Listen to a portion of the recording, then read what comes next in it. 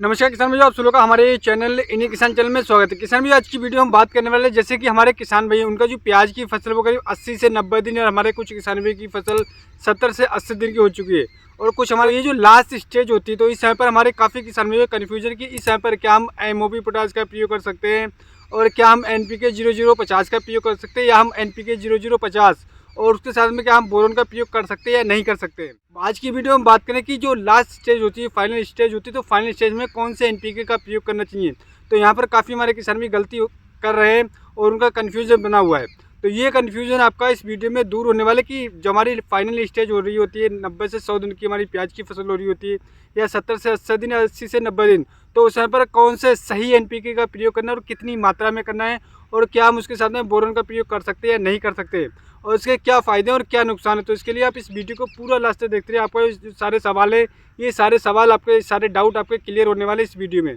तो इस वीडियो को पूरा लास्ट तक देखते रहिए। अगर आपने अभी तक हमारे चैनल इंडियन किसान को सब्सक्राइब नहीं किया है तो फटाफट से हमारे चैनल सब्सक्राइब करिएगा और आइएगा हम शुरू करते हैं आज की हमारी वीडियो।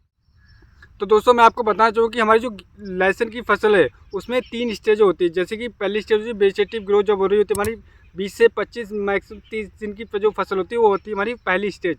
और उसके बाद में जो हमारी मध्य स्टेज होती है यानी कि बीच की जो स्टेज होती है 40 से 60 दिन के बीच में, वो हमारी बीच की जो स्टेज होती है। और फाइनल यानी कि जो तीसरी स्टेज होती है वो होती है भाई 70 से 80 और 80 से 90 100 दिन की लास्ट जो समय पीरियड चल रहा होता है, वो हमारी फाइनल स्टेज होती है। फाइनल स्टेज में ही हम जो भी पहले का हमने प्रयोग करा था या जो हमने लागत लगाई थी, जो खाद हमने भी प्रयोग करी थी, जो स्प्रे हमने प्रयोग करे थे, उनका रिजल्ट हमें मिल रहा होता है। यानी कि उनका रिजल्ट हमें निकल करके आता है फाइनल स्टेज में। और फाइनल स्टेज में अगर आप कोई छोटी सी भी गलती कर देते हो तो उस गलती का खामियाजा आपको भुगतना पड़ेगा, उसमें आपको काफ़ी ज़्यादा हानि हो सकती है।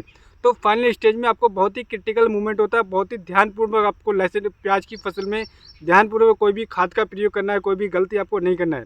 क्योंकि अगर आपका छोटा सा यानी कि जो साइज़ होता है, साइज़ का मार्जिन बहुत यहाँ पर है। अगर आपका साइज़ छोटा रहेगा तो आपकी पैदावार ऑटोमेटिकली 50% कम हो गई। क्योंकि साइज़ पर डिपेंड होता है प्याज का प्राइस और क्वालिटी पर डिपेंड होता है प्याज का प्राइस।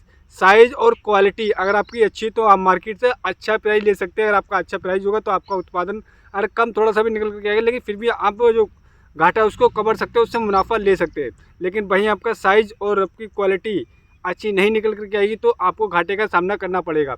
तो उसको हम यानी कि साइज़ को कैसे करके डबल कर सकते हैं और कैसे करके हम अच्छा चमकदार वजनदार कर सकते हैं। तो उसके लिए आप इस वीडियो को पूरा लास्ट तक देखते रहिएगा।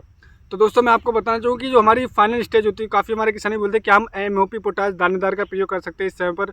तो दोस्तों, मैं आपको बताना चाहूँगा कि MOP जो दानेदार पोटास होती है उसका प्रयोग आपको फाइनल स्टेज में बिल्कुल भी नहीं करना है। अगर आप उसका देंगे तो आपको 20 से 25 दिन के बाद में आपको उसका रिजल्ट आना स्टार्ट होगा। यानी कि तो उस समय पर आप देंगे तो जब आपकी प्याज की खोदाई स्टार्ट होगी तब तक उसका रिजल्ट आना स्टार्ट होगा। तो आपको इस समय पर MOP दानेदार पोटास का प्रयोग बिल्कुल भी नहीं करना है। ये डाउट मैं आपका क्लियर कर देता हूँ। दूसरी बात करते हैं, काफ़ी हमारे किसान भी बोलते हैं कि क्या हम NPK 05234 का स्प्रे कर सकते हैं इस समय पर। तो दोस्तों, मैं आपको बता दूँगा NPK 05234 उसमें 0% नाइट्रोजन होता है और 52% फास्फोरस और 34% पोटेशियम होता है। फास्फोरस हमारा जो नाइट्रोजन होती है, नाइट्रोजन 0 होती है। फास्फोरस की हम बात करें तो फास्फोरस हमारा तना मजबूत करने में काफ़ी ज़्यादा सहायता करता है। और ये पोटेशियम हमारी जड़ों को यानी कि जो कंद वर्गीय फसल होती है, कंद के साइज़ को डेवलप करने में काफ़ी ज़्यादा सहायता करता है। लेकिन इस समय पर जो फाइनल स्टेज में इसमें हमारी जो बढ़वार हो चुकी होती है, इस समय पर आपको बढ़वार के लिए कोई भी खाद का प्रयोग नहीं करना है। यानी कि NPK 05234 का प्रयोग आपको बिल्कुल भी नहीं करना है इस फाइनल स्टेज में। और वहीं बात करते हैं कि काफ़ी हमारे किसान बोलते हैं कि हम इस समय पर कोई PGR टॉनिक अच्छे टॉनिक का प्रयोग कर सकते हैं। तो दोस्तों, मैं आपको बताना चाहूँगा कि इस समय पर आपकी जो वेजिटेटिव ग्रोथ होना थी वो हो चुकी है। बस आपको कार्य करना है अपने कंद के साइज़ को डेवलप करने में, उसकी क्वालिटी को, उसके साइज़ को डबल करने में, उसके साइज़ को मोटा करने में कार्य करना है। तो उसके लिए आप उस समय पर कोई भी PGR टॉनिक का प्रयोग बिल्कुल भी नहीं करें। और आप करेंगे तो आपको पैसे और टाइम की बर्बादी होगी, आपको कोई भी रिजल्ट देखने को नहीं मिलेगा। क्योंकि आपकी वेजिटेटिव ग्रोथ हो चुकी होती है तो उसके अब कोई फ़ायदा नहीं है आपको कोई PGR टॉनिक का स्प्रे करने से। तो वहीं बात करते हैं दोस्तों कि इस समय पर हमें कौन से NPK का प्रयोग करना चाहिए। तो दोस्तों, मैं आपको जो एडवाइस बताने वाला हूँ, जो मैं आपको फार्मूला बताने वाला हूँ, अगर आप उस फार्मूले का प्रयोग करते हैं तो मैं गारंटी के साथ में बता सकता हूँ कि आपने 7 दिन में आपको जो प्याज का जो साइज़ है उसको डबल कर सकते हो। और दूसरी चीज़ किसान भाई हो, उसका जो साइज़ होगा यानी कि साइज़ अच्छा होगा और दूसरे साथ में जो क्वालिटी होगी वो बहुत ही प्यारी, शानदार और एकदम बहुत ही शानदार चमकीला प्याज आपको देखने को मिलेगा। अगर आपका वहीं चमकीला शानदार प्याज होगा, गांठ उसकी अच्छी होगी, तो आपको मार्केट में प्राइस भी दोगुना मिलेगा। तो उस समय पर आपको क्या करना है दोस्तों, मैं आपको बताना चाहूँ, जो आपकी प्याज की फसल 70 से 80 दिन या 80 से 90 दिन या 90 से 100 दिन की फसल है और फाइनल स्टेज चल रही है, आपको पता है, आपको हल्की सी सिंचाई कर देना पहले तो। यानी कि आपकी प्याज की फसल में नमी होना बहुत ही ज़्यादा अति आवश्यक है इस समय पर। पहला काम ये है। अब दूसरा काम जो मैं आपको टेक्निक बताने वाला हूँ वो आप लिख लीजिए। जो मैं आपको टेक्निकल बताने वाला हूँ, जो फॉर्मूला बताने वाला आप उसको लिख लीजिएगा। आपको 1.5 किलोग्राम आपको लेके आना NPK 0050। NPK 0050 का हमारे दोस्तों आपको सभी लोगों को पता है, बहुत सारी वीडियो में ये बारे में बात कर चुका हूँ कि NPK 0050 होती है वो हमारा दाने वर्गीय फसलें होती है। उसके दाने के साइज़ को डेवलप करने में, क्वालिटी को अच्छा करने में और मोटे दाने को मोटा करने में काफ़ी ज़्यादा सहायता करता है। और भाई कंद वर्गीय जो फसलें होती हैं जैसे कि प्याज, आलू, उनके साइज़ को मोटा, चमकीला, वजनदार करने में काफ़ी ज़्यादा सहायता करता है। यानी कि 90% इन्हेंस करता है हमारी फसल को अगर आप NPK 0050 का प्रयोग करते हैं। वहीं अगर आपकी फसल कमज़ोर है तब आप लगाएंगे, आपको लग रहा है कि आपने खोद के देखा प्याज का साइज़ छोटा है, और वहीं अगर आप इस समय पर NPK 0050 का प्रयोग कर देंगे तो वहीं आपका साइज़ आपको 7 दिन के बाद दोबारा खोद के देखेंगे तो वो साइज़ आपको डबल दिखाई देगा। मैं गारंटी के साथ कह सकता हूँ, ये मेरा खुद का एक्सपीरियंस है। और भाई इसके साथ में जो चमकीला, हमारे प्याज को चमकीला, शानदार देखने के लिए आपको बोरोन का प्रयोग अवश्य करना है इस समय पर, क्योंकि काफ़ी हमारे किसान पहले बोरोन का प्रयोग कर चुके होते हैं। लेकिन इस समय पर आप कम से कम 1 एकड़ में 200 ग्राम या 250 ग्राम बोरोन का प्रयोग करते हैं NPK 0050 के साथ में। तो उसमें जो जिंक, मैग्नीशियम, कैल्शियम, प्रोटीन की जो कमी होगी वो कमी पूर्ति होगी और हमारा जो प्याज का साइज़ वो बहुत ही शानदार चमकीला देखने को मिलेगा। और आपका प्याज का जो साइज़ है वो कंद है आपको चमकीला देखने को मिलेगा, तो आप मार्केट से प्राइस भी बहुत ही शानदार ले सकते हैं। क्योंकि प्याज का जो प्राइस डिपेंड होता है उसके कलर पर और उसके साइज़ पर डिपेंड होता है।